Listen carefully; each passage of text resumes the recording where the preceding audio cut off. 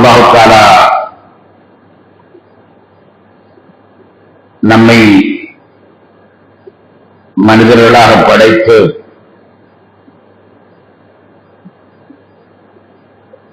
அவனை வணங்குவதற்காக,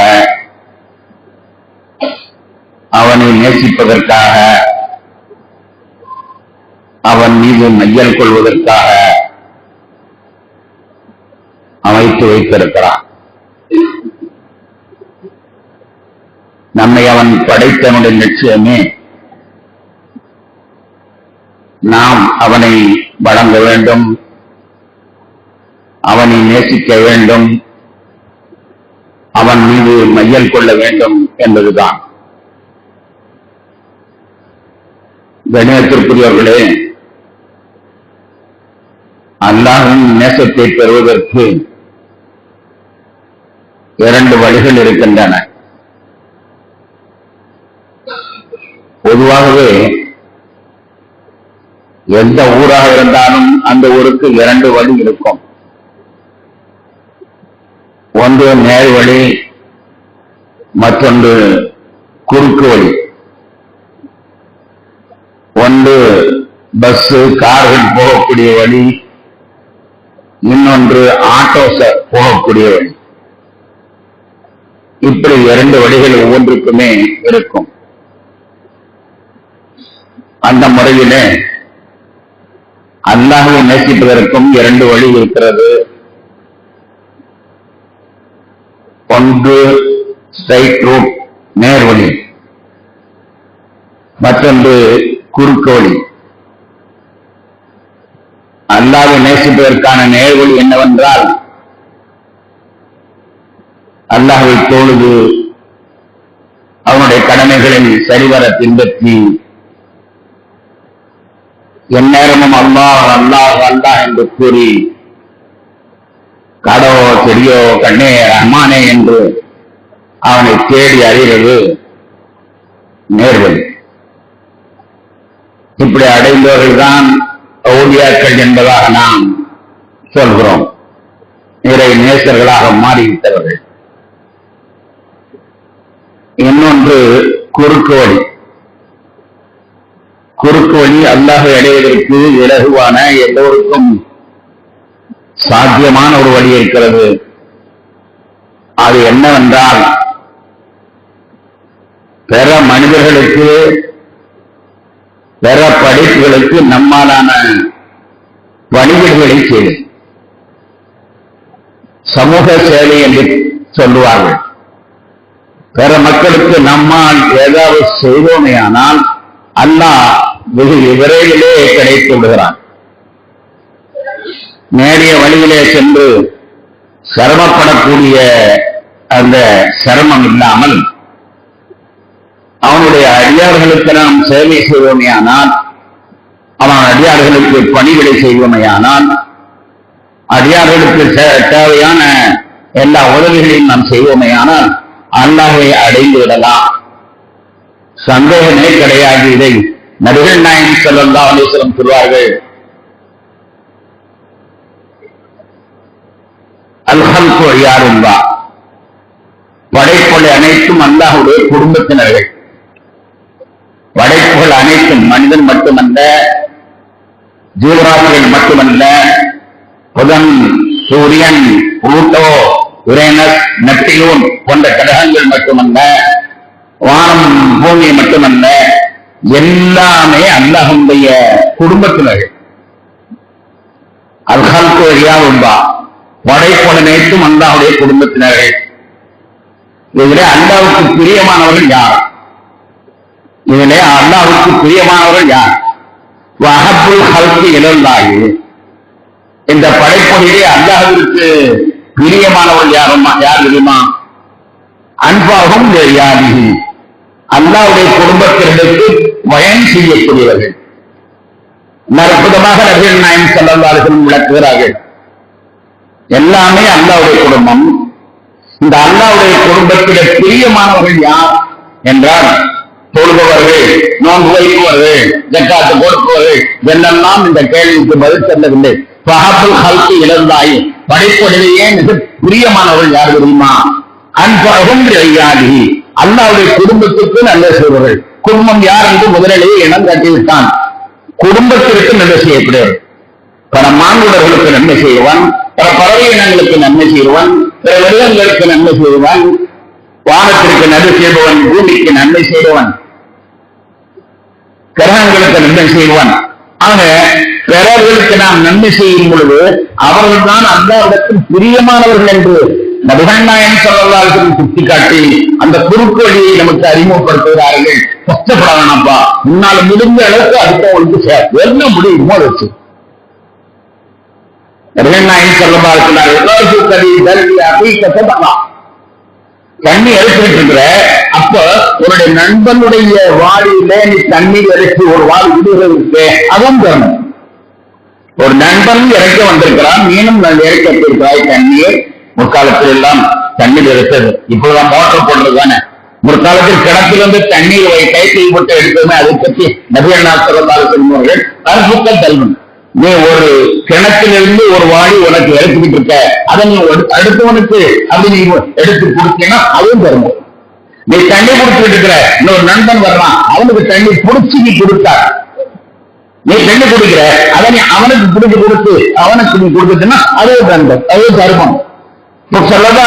வழிகாட்டுகிறார்கள். அடுத்தவனை நீ கவர் பண்ணு, அடுத்தவனுக்கு ஒன்னால் முடிந்த சேவை அவன் தேவைப்படுறவனோ தேவைப்படாதவனோ. அதான் சாதாரணமாக அரபி உருவிலே சொல்வதை கேள்விப்பட்டிருக்கிறோம். அமல் கர்னே से खुदा मिलता, अमल करने से जन्नत मिलता है, खिदमत करने से खुदा मिलता है. अमल करने से जन्नत मिलता है. நீ தொழுகை, நோன்பு, ஜகாத், ஹஜ் என்ற அமலிலே செய்வாயானால் சொர்க்கம் கிடைக்கும். ஆனா खिदमत करने से खुदा मिलता है, நீ பணிவிடை செய்தால் அல்லாஹ்வே கிடைக்குவான். அல்லாஹ்வே கிடைக்கிறது எப்படி? சொர்க்கத்தை விட்டு என்ன செய்ய? அல்லாஹ் இருக்கும்போது நமக்கு வேண்டியது அல்லாஹ் தானே. வெறும் சொர்க்கம் என்னத்துக்கு? நீனா வீட்டுல வாழ்றோம், மனைவியோட சுகமா இருக்கிறோம், நீங்க போய் குடிக்கிறோம், இந்த மாதிரி அந்த குடிக்கிறதா போறோம் இல்ல. நமக்கு வேண்டியது அல்லா. அந்த அல்லாஹ் அடைவதற்கு வழி என்ன தெரியுமா? ஹிதமத் என்று நபிகள் நாயகம் ஸல்லல்லாஹு அலைஹி வஸல்லம் மிகத் தெளிவாக சொல்லி காட்டுகிறார்கள். குர்ஆன்ல அல்லாஹ் அந்த வரலாற்றை சொல்லுவான். ஒவ்வொரு செய்தியுமே வரலாற்று பூர்வமாக அல்லாஹ் சொல்வது பழக்கம். அதுல ஒரு வரலாறு சொல்லுவான். ஒரு எறும்பு, ஒரு குட்டி எறும்பு, அது சமூக சேவையின் மூலமாக சொர்க்கத்திற்கு செல்லக்கூடிய பாக்கியத்தை பெற்றுவிட்டது என்று சொல்லுவான். ஒரு எறும்பு, நாம் எத்தனை எறும்பை நசிச்சிருக்கிறோம், நீ எத்தனை எறும்பை நசிச்சிருக்கேன்னு நம்ம கேட்டோம் சொன்னா நம்மால் சொல்ல முடியாது. அவ்வளவு எறும்பு கொலை பண்ணிருக்கோம். அப்ப அந்த எறும்பு இருக்கிற ஒரு எறும்பு, ஒரே ஒரு எறும்பு சமூக சேவையின் மூலமாக அது சொர்க்கத்திற்கு செல்லக்கூடிய வாய்ப்பை பெற்றுவிட்டது. காலத்து நம்மளுக்கும் ஒரு எறும்பு கூறியது, நம்பு நம்பி சுலைமான் அலைஹிஸ்ஸலாம் காலத்தில் நடந்த நிகழ்ச்சி இது. சுலைமான் அலைஹிஸ்ஸலாம் தான் பாக்கியர்களுடைய பிராணிகளுடைய பாக்கியை புரிஞ்சவங்க. அதனால அவங்க காலத்தில் நடந்த வரலாற்றை அல்லாஹ் சொல்றான். நம்ம மிருகங்களுடைய பாக்கியை அறிஞ்சா நம்ம கதையை சொல்லுவான். நம்ம யாரும் புரிய மாட்டோம். சுலைமான் அலைஹிஸ்ஸலாம் தான் தெரிவார்கள், அவங்களுக்கு தான் அந்த பாஷை புரியும். அதனால அவங்க காலத்தில் உள்ள நடந்த சொல்றான். சுலைமான் அலைஹிஸ்ஸலாமுடைய பெரும் படை சென்று கொண்டிருக்கிறது. அவங்க பெரும் படை எது சொன்னால் மனிதர்கள் மட்டுமல்ல, ஜின்கள் மட்டுமல்ல, பறவையினங்கள் மட்டுமல்ல, எல்லாமே சென்று கொண்டிருக்கிறது. அப்படி சென்று கொண்டிருக்கக்கூடிய நேரத்தில் ஒரு எறும்பு தன்னுடைய சக எறும்புகளுக்கு சொல்கிறது. எறும்பு வரிசையாக சாரச்சரையாக சென்று கொண்டிருக்கிறது காட்டிலே. அப்ப சக எறும்புகளுக்கு சொல்கிறது, எறும்பு இனங்களே, சுலைமான் அலைஹிஸ்ஸலாம் அவர்கள் வந்து கொண்டிருக்கிறார், அவருடைய பெரும் படையோடு வந்து கொண்டிருக்கிறார்கள். அவர்கள் உங்களை இழித்து, உங்களை கணக்காடாக்கி, உங்களை நாசமாக்கி விடக் கூடாது. அதனால அவர்கள் வருவதற்கு முன்னாலேயே நீங்கள் பொந்துக்குள் நுழைந்து கொள்ளுங்கள். அந்த எறும்பு அதற்கு முன்பே தெரிகிறது சுலைமான் அலைஹிஸ்ஸலாம் அவர்கள் வருகிற செய்தி. அதனால் அது தன்னுடைய படைகளை எச்சரித்து, தன்னுடைய மக்களை எச்சரிக்கிறது. அது மற்ற மக்களை, மற்ற எறும்பை எச்சரிக்கிறது. அப்ப அந்த எறும்பு மற்ற எறும்புக்கு சொல்கிறது, நீங்கள் எல்லாம் முடிவெட்டு விடக்கூடாது, இன்னும் சீக்கிரமா போய் பொந்துக்குள்ள நுழைஞ்சுக்கோங்க. இது சுலைமான் அலைஹிஸ்ஸலாம் அவர்கள் காட்டு. அதை அப்படியே சிரிச்சுட்டாங்க. அந்த சப்தத்தை கேட்டு சிரித்தார். இவர் அந்த எறும்போ ஒரு அற்புதமான ஒரு தகவலை எல்லாத்துதான் கால பெண்பாலாக உபயோகித்திருக்கிறான். எனவே இந்த ஈ எறும்பு இவைகளிலெல்லாம் தலைமை என்பது பெண்ணாகத்தான் இருக்கும். தலைமை என்பது பெண்ணுதான் அரசியாக இருப்பாள். நீ எறும்பு ஏன் அதுல இந்த எறும்பு நம்ம புத்திசாலித்தானே இருக்கும். என்ன சொல்றது முன்னாலேயே புரிந்து கொள்கிறது. எறும்பு வரக்கூடியதை முன்னாலே புரிந்து கொள்கிறது. புரிந்ததோடு மட்டுமல்லாமல் அது வர்றது சுலைமான் அலைஹிஸ்ஸலாமுக்கு தெரிந்து கொள்கிறது. ரொம்ப விவகாரமான எறும்பு சுலைமான் அலைஹிஸ்ஸலாம் தான் வர்றாங்க தெரிஞ்சுக்கிறது. யாரோ 4 மனிதர்கள் காடு மாறு வர்றாங்கன்னு சொல்லல. சுலைமான் அலைஹிஸ்ஸலாம் வர்றாங்க சுலைமான் தெரிந்து கொண்டிருக்கிறது. அது மட்டுமல்லாம இவங்க வேண்டும்னு மிதிக்க மாட்டாங்க, தெரியாம நிறுத்திடுவாங்க. அவங்க மேல குற்றச்சாட்டு வைக்கல அந்த எறும்பு. சுலைமான் அலைஹிஸ்ஸலாத்தினுடைய மக்கள் அவருடைய சகாக்கள் தெரிந்து எதிர்த்து இடைஞ்சல் பண்ண மாட்டாங்க. நல்ல மனிதர்கள் தெரிந்து இடைஞ்சல் செய்ய மாட்டாங்க. தெரியாம உங்களை வைத்து விடக்கூடும். தெரியாமல் இந்த வார்த்தையை குறிப்பிடுவது அந்த ஆயத்து என்ன தெரியுதுன்னா, தெரியாம இந்த வார்த்தையை குறிப்பிடும்போது சுலைமான் புனிதமானவர், சுலைமான் கூட வருவர் புனிதமானவர்கள் என்ற செய்தியை அந்த எறும்பு அறிந்து வைத்து தன்னுடைய படைகளுக்கு சொல்கிறது. அப்பாவிகளான அந்த மக்கள் உங்களை கொண்டுவிடக் கூடாது, முதல்ல நீங்க நுழைஞ்சுவாங்க. இப்படி முதல்ல எச்சரிக்கை செய்து ஒரு மக்களுக்கு ஆபத்துகளை தடுத்ததுனால அந்த எறும்பு புனிதம் பெற்றுதான் சமூக சேவை. நமக்கு தெரிந்து பல இடங்களில் அந்த இடங்களை நம்ம மக்களுக்கு சொல்லி அதை விட்டு அவர்களை தப்பிக்க வைப்பது இருக்கிறது. அது ஒரு சமூக சேவை. இந்த சமூக சேவை செய்வதன் காரணமாக அந்த எறும்பு சொர்க்கத்திற்கு செல்கிற பாக்கியத்தை பெறுகிறது.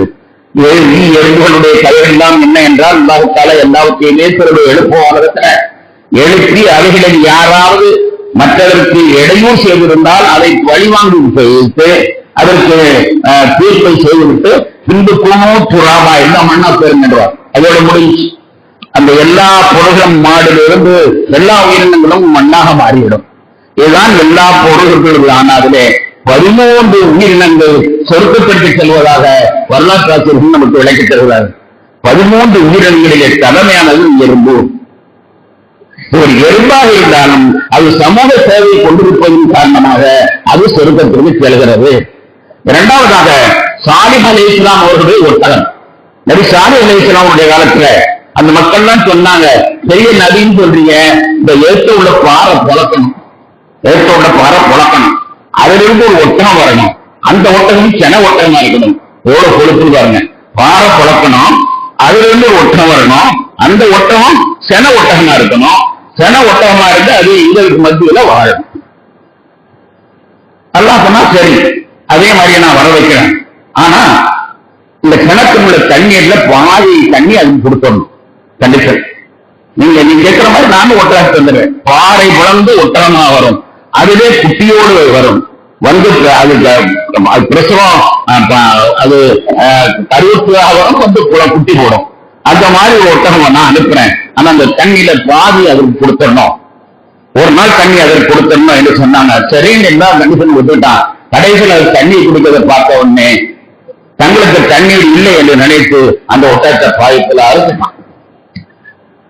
அதை பற்றி குரான் எல்லாம் வல்லார் சொல்வான். அந்த சாலிஹ் அலைஹிஸ்ஸலாமுடைய ஒட்டகம் பாறையிலிருந்து பிறந்து தாய் ஈன்றெடுப்பது அல்ல, பாறையிலிருந்து பிறந்த வீசிய ஒட்டகம். எனவே அதுக்கும் சொர்க்கம் கிடைக்கிறது. அதை அடுத்து மூன்றாவதாக செய்தனா இஸ்மாயில் அலைஹிஸ்ஸலாம். இஸ்மாயில் அலைஹிஸ்ஸலாம் அவருடைய அடுத்ததுக்காண்டி இப்ராஹிம் அலைஹிஸ்ஸலாம் போனாங்க. கடைசியில் அது தீர்ப்பு வேணாம் இருக்க வேணாம் முடிவாயிடுச்சு. அப்ப வானத்திலிருந்து ஒரு ஆட்டை அல்ல இறக்கினான். அதுவும் பிரசவத்திலிருந்து வந்த ஆடு அல்ல, சொர்க்கத்திலிருந்து வந்த ஆடு. அதனால அதுவும் சொர்க்கத்துக்கு போகக்கூடிய வாய்ப்பை பெறுகிறது. அதையடுத்து மூசா அலைஹிஸ்ஸலாம் அவருடைய காலத்துல ஒரு பணக்காரன அவங்களுடைய பெற்றாமனுடைய அவங்க தம்பி பிள்ளைகளே கொண்டுறாங்க. பணக்காரன தம்பி பிள்ளைகளே கொண்டுறாங்க. கொண்டு விட்டு அவங்களே கேஸ் கொடுக்குறாங்க. யாரும் கண்டுபிடிப்பதற்கான துப்பறிகள் அந்த காலத்தில் கிடையாது. எதா இருந்தாலும் மூசா அலைஹிஸ்ஸலாம் தான் சொல்லணும். அப்ப மூசா அலைஹிஸ்ஸலாம் ஒரு மாட்டை அறுத்து அந்த மாட்டினுடைய வாளை கொண்டு அடித்தால் இறந்தவன் உயிர் பெற்றெழுந்து அவன் உண்மை சொல்லி விட்டு சென்று விடுவான் என்று சொல்கிறார்கள். நீண்ட சரித்திரம். ஆக அந்த மாட்டை அறுத்து அவனுடைய வான் பகுதியை எடுத்து அந்த மனிதன் அடித்தவுடன் அந்த மனிதன் உயிர் பெற்றெழுந்தான். அப்ப அந்த மாடும் ஒரு அதிசய மாடு என்பதற்காக வேண்டி அதுவும் சொர்க்கத்துக்கு செல்லக்கூடிய ஒன்றாக இருக்கிறது. நாலாவதாக செய்தனா யூனுஸ் அலைஹிஸ்ஸலாத்தினுடைய அவர்களை விழுங்கிய ஒரு மீன், அவர்களை ஒரு மீன் விழுங்கியது. அவர்களை கடலிலும் தூக்கி போடப்படுகிறது, கப்பலிலும் தூக்கி போடப்படுகிறது. உடனே அதை வயசில் ஏற்றுக்கொண்டு உள்ளே வைத்துக் கொண்டதை தொட்டியாக வைத்துக் கொண்டு 40 நாளைக்கு முன்னாடி அந்த மீனை ஜீரணமாக விடாமல் அப்படியே சுத்தி கொண்டு வந்தது. அந்த மீனும் அல்லாஹ்வுடைய அருளால் திருப்பத்துக்கு செல்லக்கூடியதாக இருக்கிறது. அதனடுத்து உசைர் அலைஹிஸ்ஸலாம் அவருடைய காலத்தில் நபி உசைர் என்ற ஒரு நபி இருந்தார்கள். அந்த உசைர் என்ற நபி மூசா அலைஹிஸ்ஸலாத்தினுடைய சந்ததிகளிலே, மூசா அலைஹிஸ்ஸலாத்தை பின்பற்றியவர்களிலே சின்ன நபி, குட்டிய நபி உசைர் அலைஹிஸ்ஸலாம் அவர்கள் இருந்தார்கள். அவர்கள் ஒரு ஊருக்கு போகிற பொழுது அந்த ஊர் அழிந்து போய், இடிந்து போய், தகர்ந்து போய் கிடப்பதை பார்த்த உடனேயே சொன்னார்கள், இந்த ஊரை எப்படித்தான் அல்லாஹ் உயிர்ப்பிக்க போறான், அல்லாஹ் எப்படித்தான் உயிர்ப்பிக்க போறான் என்று ஆச்சரியமாக சொன்னார்கள். இதை எல்லாம் அல்லாஹ் உயிர்ப்பிப்பான் என்று நீண்ட காலமானாலும் அல்லாஹ் உயிர்ப்பித்து விடுவான். ஒரு காலத்துல விதத்தான் நடந்தது என்ன, இதை எங்க பார்த்தாலும் கட்டணம் கட்டிக்கிட்டே இருக்காங்க. எப்ப இங்க ஒரு புது தெருல 10 கட்டடம், அந்த கட்டட பெட்டி கட்டடம் கட்டிக்கிட்டே இருக்காங்க. அப்ப ஒரு காலத்துல இருந்து இப்போ வளர்ச்சியடைங்க. அதே மாதிரி அந்த ஊரை எப்படி இவ்வளவு தகர்ந்து போன ஊர் திரும்ப எப்படி உயிராகும் அவர்கள் என்று எண்ணிக்கொண்டிருந்தார்கள். அதை வார்த்தையினால் சொல்லிவிட்டால் அந்த ஆதி இல்ல அவள் மூத்தா இது எல்லாம் அல்லா எப்படி உறுதிக்க போறான் என்று ஆச்சரியமாக சொன்னார்கள். சொன்னதுக்காண்டி அல்ல என்னன்னா அவர்களை போட்டுக்கணும். 100 வருஷம் படிச்சுனாங்க. 100 வருஷம் படித்து பிறகு அவருக்கு பிறகு எழுந்திருக்கிறான். அல்லாஹ் அவளை உயிர்ப்பிக்கிறான். உயிர்ப்பித்து அவர் நீண்ட நாள் உயிரோடு இருந்தார்கள் என்பதை காட்டுவதற்காக ஒரு கழுதையை அவர்களோடு சேர்ந்து மரணிக்க செய்து அந்த கழுதை பூரா எலும்பெல்லாம் இட்டு போய் எல்லாம் போய் ஒண்ணுமில்லாம ஆயிடுச்சு. அப்ப அதை பாரு, உன்னை மறைத்தான் அது இருக்கு, ஆனா அத நான் எப்படி துருதூணா ஆக்கிட்டேன், ஆனா ஒன்ன நான் உயிரோடு ஆக்கியிருக்கேன் என்று காட்டுவதற்காக வேண்டி ஒரு கழுதையும் அல்ல காட்ட வைத்தான். அதை போன்று அவர்கள் குடிப்பதற்கான வைத்திருந்த அந்த சர்பத்து, அந்த கொக்கோகோலா அது அப்படியே இருந்துச்சு. கொஞ்சம் கூட கெடாமல் இருந்தது, கொஞ்சம் கூட கெடாமல் இருந்தது. 2 அடையாளமா அல்லா சொல்றான். அல்லாஹ் இப்படி உயிர்ப்பிப்பான் என்பதை காட்டுறதுக்காண்டி அந்த கழுதையை அல்லாஹ் உயிர் இல்லாமல் ஆக்கி அதை தூளாக மக்கள் வைத்து அதை காட்டினானே, அந்த கழுதையும் சொர்க்கத்திற்கு ஒரு பெரிய ஒரு நதியினுடைய அட்டாட்சியா செல்லக்கூடிய கழுதை சொர்க்கத்திற்கு செல்கிறது. அதை அடுத்து சுலைமான் அலைஹிஸ்ஸலாம் அவர்களுடைய ஹுது என்ற பறவை, சுலைமான் காலத்திலே வரலாற்று ஒரு செய்தி வரும். ஹுது என்று ஒரு பறவை இருந்தது. அதுதான் அவர்களுக்கு தண்ணீர் எங்கே கிடைக்கிறது என்று காட்டி கொடுக்கும். ஏனென்றால் அவர்கள் பெரும்படை, உலகம் எல்லாம் அவர்கள் பின்னால். அது மட்டுமல்லாமல் ஜின்னு போன்றவைகள் எல்லாம், ஆடு மாடுகள் போன்றவைகள் எல்லாம் ஒரு பெரும்படை. அது தண்ணீர் தேவை ரொம்ப அதிகம். அது தண்ணீர் எங்க இருக்கு, ஊற்று எங்க இருக்குன்னு காட்டி கொடுத்தாண்டு ஹுதூத் என்ற பறவை உபயோகித்தார்கள். அதுவும் அவர் மறு உலகத்திற்கு எழுப்பப்படக்கூடியதாக இருக்கிறது. அதை அடுத்து அஸ்ஹாபுல் கஹ்ஃபினுடைய நாய் என்று சொல்வார்கள். அஸ்ஹாபுல் கஹ்ஃப் ஒரு சில வாலிபர்கள் அல்லாஹ்வை பற்றி சொன்னார்கள். அந்த காலத்து அரசனுக்கு அது பிடிக்கவில்லை. எனவே அவர்களை நான் காலையில் எல்லோரையுமே நான் கொலை செய்து விடுவேன், எல்லோரையுமே தூக்கு கேட்டு ஏற்றி விடுவேன் என்று சொன்ன பொழுது அந்த 7 வாலிபர்களும் தப்பி ஓடிவிட்டார்கள். தப்பி ஓடி ஒரு காட்டிலேயே பூந்து விட்டார்கள். அவர் காட்டிலே போகும்போது ஒரு நாயின் சேர்ந்த ஒரு பின்னால் சொன்னது. அல்லாஹ் ஒரு பெரிய அதிசயமாக அவர்களை அல்லாஹ் தூங்க வைத்து விட்டான். 300 வருஷம் தூங்க வைத்தான். உசைர் நபியை 100 வருஷம் என்றால் இந்த வாலிபர்களை 300 வருஷம் தூங்க வைத்தான். அது ஒரு அத்தாட்சிக்கான அல்லாஹ் செய்கிறான். அது போன்ற அந்த நாயும் சேர்ந்து தூங்கியது. நாயும் தூங்கியது. அவர்கள் படுத்திருப்பார்கள், முன்னால் அந்த நாயை காலை விரித்துக் கொண்டு பாதுகாப்பதை போன்று அது நிற்கும், அதுவும் தூங்கிக் கொண்டிருக்கும்.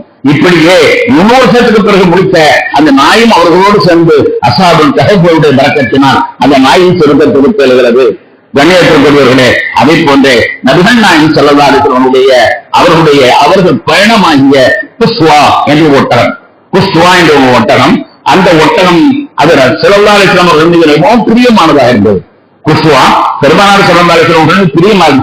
எந்த அளவு பிரியம் சொன்னா, ஸல்லல்லாஹு அலைஹி வஸல்லம் வஃபாத்தான உடனே அதுக்கு பிறகு அது தண்ணி குடிக்கல, அன்னம் தண்ணி குடிக்காமலேயே இருந்து அப்படியே செத்துருச்சு. 3 நாள்ல செத்து போச்சு.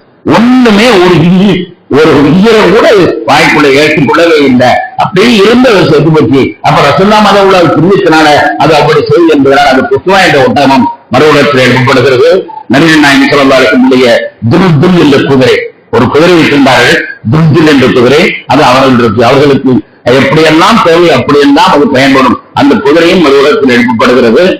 அதை போன்றே யாக்கூப் அலைஹிஸ்ஸலாத்து வஸ்ஸலாம், நபி யாக்கூப் அலைஹிஸ்ஸலாத்து வஸ்ஸலாம் அவர்களுடைய 11 பிள்ளைகளை காட்டுக்கு அனுப்பினார்கள். அந்த 11 பிள்ளைகள்ல 10 பேர் சேர்ந்து ஒரு பிள்ளைய கிணத்துல தள்ளிட்டு ஓனாயிட்டு விட்டது என்று சொல்லிவிட்டாரு. பொய்யா சொல்லிவிட்டாரு. தகப்பனார் வந்து போய் சேர்ந்தாங்க, ஓனாய் இருக்குன்னு சொல்றாங்க. ஆனா கிணத்துல வீட்டு வந்துட்டாங்க, அது தெரியாது. ஆனால் ஒரு ஓனாய் வந்து யாக்கோபு சொன்னது, ஓனாயை கொண்டு விட்டது என்று சொல்லுவார்கள். எங்கள் இனத்தின் மீது குற்றம் சொல்கிறார்கள். எங்கள் இனத்தில் யாருமே தவறு செய்யவில்லை. ஒரு நபியினுடைய பிள்ளையை கொண்டு விட்டா சாப்பிடுற அளவுக்கு நாங்கள் யாருமே பாவியல. எங்கள் இனம் அந்த புனிதமான இனம். எனவே யாருமே தவறு செய்யல. இவங்களே கணக்குள்ள கட்டி போட்டு இவங்க யோனாய் சொல்றாங்க என்று அது சொன்னது. அதுவும் கூட ஒரு சமூக சேவை. எங்களுடைய சமுதாயத்தில் குறை சொல்லாதீர்கள். எங்கள் சமுதாயத்தில் யாருமே ஒரு நபியினுடைய பிள்ளையை போய் தவிர்ப்பாங்கன்னு நினைக்காதீங்க. நிச்சயமாக எங்களுடைய இனங்கள் கைவிக்காது. நண்பர்களே குற்றம் நிறுத்தி எங்க மேல படிப்படுறாங்கன்னு அந்த உண்மையும் ஒரு சமூக சேவையிலே அந்த யாக்கூப் அலைஹிஸ்ஸலாம் அவர்களுடைய அந்த ஓனாயும் அதில் ஒன்றாக இருக்கிறது. கணேசத்திற்குரிய பெருமக்களே, அதை அடுத்து காபில் ஹாபில் நாம் எல்லாம் கேள்விப்பட்டிருக்கோம். காபில் ஹாபில் என்று ஆதம் அலைஹிஸ்ஸலாத்துக்கு 2 பிள்ளைகள். அதுல காதல் பிரச்சனையினால 2 பேரும் ஒருவரை கொலை செய்து விட்டார். கொலை செய்துட்டு முதல் நடந்த கொலை, முதல் நடந்த உயிரிழப்பு. அப்ப உயிரிழந்ததை என்ன செய்வது என்று தெரியாமல் விடுத்துக் கொண்டிருக்கிற பொழுது, உயிரிழந்த மனிதனை என்ன செய்வது என்று தெரியாமல் விடுத்துக் கொண்டிருக்கூடிய சந்தர்ப்பத்தில் ஒரு காகம் இறந்துவிட்ட இன்னொரு காகத்தை தன்னுடைய கால்நாள் மண்ணை பறித்து உள்ளே போட்டு பிழைக்கிறது. அதை இவர்கள் பார்க்கிறார்கள். உடனே இப்படி நம்முடைய தம்பி எப்படி பொறுத்தலாமா என்று அவர்கள் பாடம் பெற்றார்கள். காகத்திலிருந்து மனிதன் பாடம் பெற்றான். காகம் தான் மனிதனை புதைக்க வேண்டும் என்று கற்றுக் கொடுத்தது என்ற அந்த செய்தியில அந்த காகமும் சொர்க்கத்துக்கு செல்லும் என்று இப்படி 13 அதே போல நபிகள் ஸல்லல்லாஹு புறாக் மேராஜுக்கு அவர்களை அழைத்து சென்றது ஒரு வாகனம் தான் அழைத்து சென்றது. ஒரு குதிரை தான், குதிரை போன்ற ஒரு வடிவம் தான் இருக்கிறது. அதுவும் இதிலே ஒன்று சேர்ந்துள்ளது. ஆக மொத்தம் 13 சமூக சேவைகளின் மூலமாக 13 உயிரினங்கள் சொர்க்கத்துக்கு செல்வதாக நாம் எண்ணி பார்த்தோம். கணேசத்திற்குரிய பெருமக்களே, பிறருக்கு சேவை செய்வதன் மூலமாக நான் மிகப்பெரிய உயர்வை அடையலாம் என்பதற்கு நபிகள் நாயகம் ஸல்லல்லாஹு அலைஹி வஸல்லம் அவர்களே சிறந்த சான்றார். சின்ன பிள்ளைகள் அவனுடைய பேரே அமீன். அமீன் தான் நம்பிக்கையானவர், நாணயமானவர். என்ன செய்வார்கள் தெரியுமா?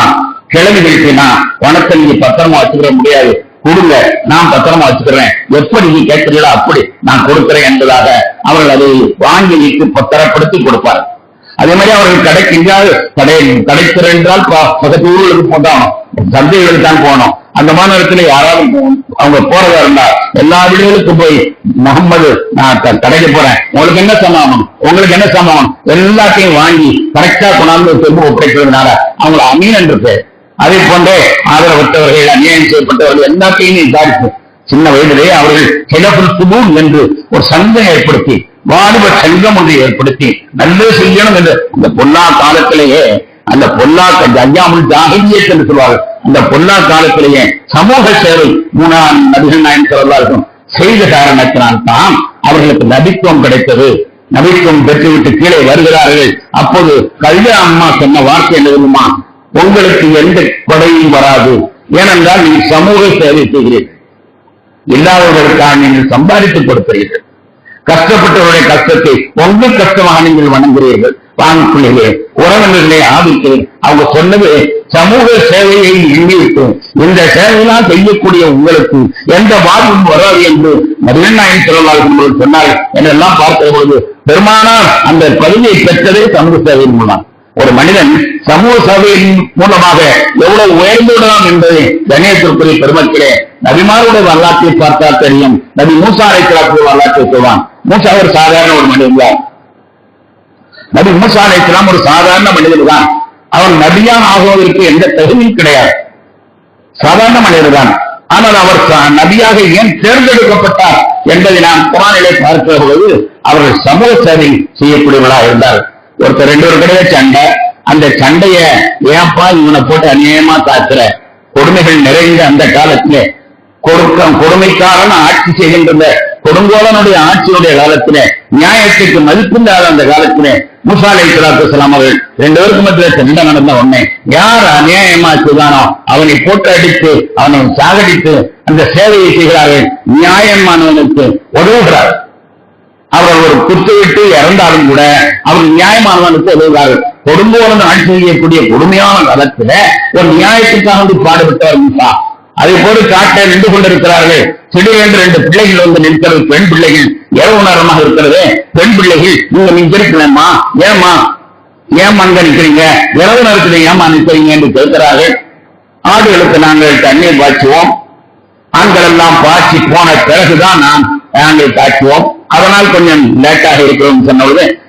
என்ன ஊர்ல அநியாயமா இருக்கிறது, பெண்களுக்கு தானே முதலிடம் கொடுக்கணும், ஆண்கள் முதலிலே தண்ணீர் காட்டிவிட்டு சென்று விடுவார்களாம், பெண்கள் இருட்டு நேரத்திலே கஷ்டப்பட வேண்டுமா இந்த மலையிலே என்று நினைத்து, சரி உங்களுக்கு வேற ஏதும் தண்ணீர் நிலை இல்லையா என்று கேட்டார். ஒரு சாதாரண பெண்ணுக்கு, சம்பந்தமில்லாத பெண்களுக்கு, ஆனால் உதவி செய்யணுங்கிற அந்த அவருடைய எண்ணம், உதவி செய்யணுங்கிற எண்ணத்துல கேட்கிறார். ஏதோ வேற எதுவும் வழி இருக்குதா, இங்க ஒரு கிணறு இருந்துச்சு, அது யாரும் பாதையை மூடி விட்டான், ஒரு கல்லு ஒரு பாறையை ஒரு தண்ணீர் கிணத்தை மூடி இருக்கிறது. ஒரு தனி மனிதனாக கொண்டு மட்டும் தண்ணி அந்த கல்லை தூக்கி தள்ளி விட்டு அந்த பெண்களுக்கு தண்ணீர் காட்ட உதவி செய்தார். ஒரு இரக்கமான மனப்பான்மை, பெண்களுக்கு இறங்கணும் என்று அவர் இரக்கமாக இருந்த காரணத்தான் அல்லாஹ் அவரை நபியாக தேர்ந்தெடுக்கிறார். இதெல்லாம் வரலாறு. ஆக சமூக சேவைகளின் மூலமாக உயர்ந்தவர்கள் எத்தனை பேர்களாக இருக்கிறார்கள். கண்ணியத்திற்குரிய பெருமக்களே, சாதாரணமாக நாம் பார்த்தோமேயானால் இஸ்லாத்தில் சமூக சேவைக்கு மிகப்பெரிய மதிப்பு இருக்கிறது. ஆனால் அந்தோ பரிதாபம், இஸ்லாமியர்களை கிறிஸ்தவர்கள் தான் சமூக சேவையில் உயர்ந்தவர்கள், அன்னை ஜரகா போன்றவர்கள் தான் உயர்ந்தவர்கள் என்று அடுத்தவர்களை சொல்லிவிட்டு இஸ்லாமியனை சொல்லும்போது பின்லேடன்களாக அறிமுகப்படுத்துகிறார். இஸ்லாமியன்னா கொலை பண்ணலாம், இஸ்லாமன்னா கொள்ளையடிப்பான், இந்த முறையில இப்பொழுது பேசப்படுகிறது.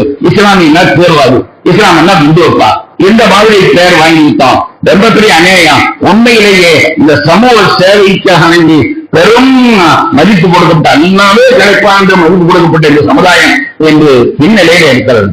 நாம் எண்ணி பார்ப்போமையானால் எத்தனையோ வரலாறு. ஹஜ்ரத் அபூபக்கர் சித்தீக் ரலியல்லாஹு அன்ஹு அவருடைய காலத்திலே அவர்கள் ஆட்சியிலே இருக்கிறார்கள், ஜனாதிபதியாக இருக்கிறார்கள். அப்போது ஒரு ஓரத்திலே, ஊரின் ஒரு ஓரத்திலே ஒரு கிழவி இருக்கிறான். அந்த கிழவிக்கு ஆதரவு யாரும் இல்லை, சாப்பாடு கொடுப்பவரும் இல்லை, அந்த கிழவிக்கு சேவையில் செய்வதும் இல்லை. அவள் உடம்பெல்லாம் புண்ணானவள், அதனால் எழுந்திருக்க முடியாது, ஒன்றும் செய்ய முடியாது, அவளுக்கு சாப்பாடும் கிடையாது. இந்த நிலையில ஹஜ்ரத் அபூபக்கர் சித்தீக் ரலியல்லாஹு காலத்துல இது நடக்குது. ஹஜ்ரத் உமர் ரலியல்லாஹு ஒரு நாள் அந்த வழியாக போனார்கள், இந்த கிழவியை பார்த்தாங்க. அப்ப இந்த கிழவியை பார்த்தா கிழவிக்கு ஆதரவு யாரும் இல்லை, உணவு கொடுப்பார் யாரும் இல்லை, சுத்தம் செய்வார் யாரும் இல்லை. இன்னைக்கு நம்ம விடக்கூடாது, நம்ம செஞ்சு சுகத்தை அடைந்துட்டோம், யாரும் ஆதரவுக்கூடாது. அதற்கு உமர் எல்லாம் ஆச்சரியம் வேகப்படுறாங்க, எப்படியாவது நாளைக்கு வந்து நல்லா சுத்தம் பண்ணி எல்லாத்தையும் இவளுக்கு வேண்டிய சேவையை கொடுத்து, ஆடைகளை கொடுத்து, இவளுக்கு வேண்டிய உணவை கொடுத்து, இவளுக்கு நம்ம சேவை செய்யணும். சேவையினுடைய சந்தோஷத்துல, சேவை செய்வதனுடைய ஆர்வத்துல இவங்க என்ன முடிவு பண்றாங்க, நாளை காலில் வந்து நம்ம என்ன பண்ணணும் அப்படின்னு நினைச்சு காலையில வந்து பார்த்தா அவங்க வர்றதுக்கு முன்னாலே எல்லாமே செஞ்சு விட்டு கிளவி, யாரோ வந்து உணவு கொடுத்துருக்காங்க, யாரோ வந்து அவர் கழிவை சுத்தம் பண்ணி இருக்கிறாங்க, அச்சங்களை நீக்கி இருக்கிறாங்க, அந்த இடத்த சுத்தம் பண்ணிட்டு இருக்காங்க. யார் வந்தா தெரியல. உமரிடம் முந்தி ஒருத்தர் யாரோ பண்ணிட்டானே, சார் விடக்கூடாது, நாளைக்கு நம்ம முதல்ல வந்துடணும் என்று சொல்லி 2வது நாள் முதல்ல வருகிறார்கள். அதற்கு முன்னாலேயே அந்த குழந்தை, அந்த கிழவிக்கு சேவைகள் செய்யப்பட்டிருக்கிறார். அதற்கு பிறகு 2வது நாள் ஏமாற்றான், 3வது நாள் ஏமாறக்கூடாது என்று முதல்லையே ராத்திரியே போய் பார்க்கிறாங்க. அந்த கிழவி இன்னும் ஒன்னும் செய்யப்படாமல் அப்படியே இருக்கிறான். சரி, இன்னைக்கு நம்ம புடிச்சுக்கிட்டான் என்று சொல்லிட்டு யார் அந்த ஆளுங்களை பார்க்கணும்னு சொல்லி கவனிச்சுட்டே இருந்தா வந்தவர் அபூபக்கர் ஜனாதிபதி. ஒரு ஜனாதிபதி வந்து இவர் பார்த்து கொண்டே இருக்கிறார்கள். ஜனாதிபதி வந்து அவர்களுடைய அந்த அம்மாவுடைய அசிங்கங்களை எல்லாம் நீக்கி அந்த இடத்தை சுத்தம் செய்து அதற்கு உணவு கொடுத்து ஊட்டி விட்டு அந்த பெண் நல்லா சாப்பிடுவதற்கு இருந்து அதன் பிறகு விரித்து படுக்க வைத்து எல்லாம் செய்து விட்டு அபூபக்கர் எல்லாருக்கும் போயிட்டாங்க. அதுக்கு பிறகு உமர் எல்லாத்தையும் வந்து பார்த்தாங்க. ஆகா, நம்மை முந்தி விட்டார், எல்லாவற்றிலுமே முந்தக்கூடியவர் அபூபக்கர் மீண்டும் முந்தி விட்டார். எப்படி போட்டி வைப்பாருங்கள், அடுத்தவர்களுக்கு சேவை செய்வதற்காண்டி ஜனாதிபதியாக இருக்கக்கூடியவர்கள் எல்லாம் போட்டி போட்டக்கூடிய வரலாறு தான் இந்த சமுதாயம். வெளியேற்றக்கூடியவர்களே, கென்னடி என்ற அமெரிக்க ஜனாதிபதி ஒருத்தர் இருந்தார். அவர் சொல்வார், ஊர் உனக்கு என்ன செய்வது என்று நினைக்காது, ஊருக்கு நீ என்ன செய்தாய். ஊர் உனக்கு என்ன செய்வது என்று நினைக்காது, சமுதாயம் உனக்கு என்ன செய்வது என்று நினைக்காதே, நீ சமுதாயத்திற்கான என்ன செய்தாய்? குறைந்தபட்சம் தொழும் பொழுதாவது இய்யாக்க நஅபுதுன்னு சொல்லு. குறைந்தபட்சம் தொழும் பொழுதாவது இய்யாக்க நஅபுது, யா அல்லாஹ் உன்னையே நாங்கள் வணங்குகிறோம். நான் மட்டும்தான் வணங்குறேன், நான் தான் தொழுகிறேன். ஆனா நீ இப்படி சொல்லாத, இய்யாக்க நஅபுது நான் வணங்குறேன் என்று சொல்லாத, நாங்கள் வணங்குறோம் சொல்லு. குறைந்தபட்சம் ஊரையாவது உனக்கு துவாச்சு, ஊருக்காக துவாச்சு. நான் மட்டும் இல்ல, என் நண்பர்கள்லாம் வணங்குறாங்க, என் ஊர்க்காரங்களெல்லாம் அவங்க வணங்குறாங்க, எல்லாரும் நாங்க வணங்குறோம், நாங்கள் வணங்குறோம் என்று சொல்லி துவாவிலையாவது சமுதாயத்துக்காண்டி சேவை செய்யணும். நான் வணங்குறேன், அந்த தனி மனிதனுடைய நிலை இருக்கக்கூடாது. துவாவிலையாவது அவர்களை கேட்டுக்கொள், யா அல்லாஹ் எங்கள் மக்களுக்கெல்லாம் நாங்கள் மக்களெல்லாம் உன்னிடத்தில் தான் நாங்கள் உதவி கேட்கிறோம் என்று சமுதாய சார்பில் நீ துவாவாக செய்ய என்பதாக இஸ்லாம் இந்த சமுதாய சேவைக்காணி மிகப்பெரிய ஒதுக்கீட்டை செய்திருக்கிறது. ஒரே ஹதீஸை சொல்லி நான் நிறைவு பெறுவேன். நபிகள் நாயகம் ஸல்லல்லாஹு அலைஹி வஸல்லம் அவர்கள் சொல்கிறார்கள், இன்ன லில்லாஹி ஹல்கன் ஹலகஹும் லிஹவாயிஜின் நாஸ் யஃதவுன் நாஸு இலைஹி பிஹவாயிஜிஹிம் உலைக்கல் ஆமினூன மின் அஸாபில்லாஹ். ஹஜ்ரத் இப்னு உமர் ரலியல்லாஹு அன்ஹு அவர்கள் அறிவிக்கின்ற ஹதீஸ் தபரானியிலே பதிவு செய்யப்பட்டிருக்கிறது. அல்லாஹ்வுக்கு சில மனிதர்கள் அல்லாஹ் படைத்து வச்சிருக்கான், சில மனிதர்கள் அந்த ஊருக்கு நல்லா படைத்து வச்சிருக்கிறான். மக்கள்னா ஏதாவது காரியம்னா அவற்றை தான் அவன் சொல்லுவான், அண்ணா இதை முடிச்சு கொடுத்துருங்க அண்ணே, அண்ணா இந்த ஆபீஸ் வரைக்கும் வாங்க அண்ணே, அண்ணா இந்த பாருங்க அண்ணே, அண்ணா எனக்கு பாஸ்போர்ட் இருக்கு அண்ணே, அண்ணா இப்படி எல்லா மக்களும் அவற்றை தான் வருவாங்க. மக்கள் எல்லாம் தங்களுக்கு தேவை ஏற்படும் பொழுது எந்த மனிதனை நாடி செல்கிறார்களோ அந்த மனிதனை அல்லாஹ் படைத்திருக்கிறான் சேவைக்காக வேண்டும். உனாய்க்கு ஆமூனம் நாடுதா, அவருக்கு அல்லாவுடைய வேதனை இருக்கும் ஒரு பாதுகாப்பற்றவர், அவருக்கு வேற தட்டகையும் இல்லை. மக்களுடைய சேவையெல்லாம் செஞ்சு கொடுப்பாரு. எல்லா மக்களும் அவருக்கு தான் வருவாங்க. இந்த பாரத்தை பில்டப் பண்ணி கொடுத்துருங்கண்ணே, இந்த பேங்க்ல பணம் எடுத்து கொடுத்துருங்கண்ணே, ஏன்னா இதை செஞ்சு கொடுத்துருங்கண்ணே, இந்த இதை செஞ்சு கொடுத்துருங்கண்ணே, இப்படின்னு யார் மக்கள் எல்லாம் யாரிடத்தில் வருகிறார்களோ அப்ப அந்த மனிதன் சமூக சேவைக்காண்டி தன்னை அர்ப்பணித்திருக்கிறான். அவனை அல்லாஹ் அப்படிக்கலாம் கலக்கவும் ஹவாய்னா மக்களுடைய தேவைகளுக்காண்டி அல்லாஹ் அவர்களை படைத்து வச்சிருக்கிறான். எவ்வளவுன்னா இலையும் எல்லா மக்களும் தங்களுடைய தேவை ஏற்படும் போது அந்த மனிதன் நாடுவாங்க. ஊர்ல ஒரு மனுஷன் அவனுக்கு என்ன நாடுவாங்க, அந்த மனிதன் இருக்கிறானே அவன் அல்லாஹ்வுடைய வேதனையை விட்டும் பாதுகாத்து சாதாரணமான வழியின் மூலமாக அல்லாஹ்வுடைய வேதனை விட்டும் பாதுகாத்துட்டோம். என்ன அல்லாஹ் இதை சொல்லிட்டானே, இதை விட நமக்கு என்ன அத்தாட்சி வேண்டும்? சமூக சேவை செய்யறவர்களுக்கு நெருப்பு கிடையாதுன்னு அல்லாஹ் சொன்னான் என்று ரசூலுல்லாஹ் சொல்லிட்டாங்க. இதை விட நமக்கு என்ன அத்தாட்சி வேணும்? நமக்கு என்ன பலாபலம் வேணும்? கண்டது என்ன பலன்? நாம் என்று வாழ்ந்து என்ன பலன்? சுயநலமாக வாழ்ந்து என்ன பலன்?